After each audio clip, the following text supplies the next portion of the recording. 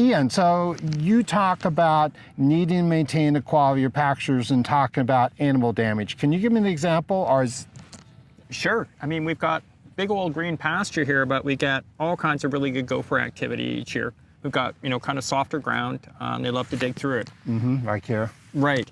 And as a result, we end up with these patches that we really then need to come in and put seed back in. Okay. So then that means, so where we overseeded last fall, in October, we now see plants are going to fill in this bare spot and maintain their productivity. Absolutely. And also help with drainage, good root system, good root mass, cycling the nutrients, and keeping that feed available for the animals that come here to graze. Great. So Ian, let's talk about seeding rates.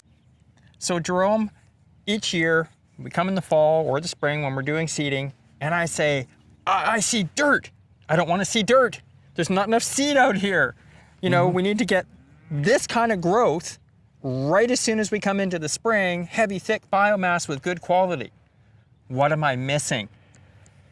So what we need to balance is we want canopy. We want to capture the sunlight, but we need to make certain that those plants have strong roots to be able to deal with stress, to be able to harvest that energy and convert it to the sugars, the energy that you want. So if you have too much competition, you don't have healthy plants. And they're not going to grow well. They're not going to grow well. They'll grow early on, but when you start putting stress to them, they're not going to perform as well. So we try to bring in a rate that establishes fast cover, full capture of sunlight, but still a level that those plants have room to build strong root structure. And to be able to harvest nutrients, which in turn we can later harvest from them.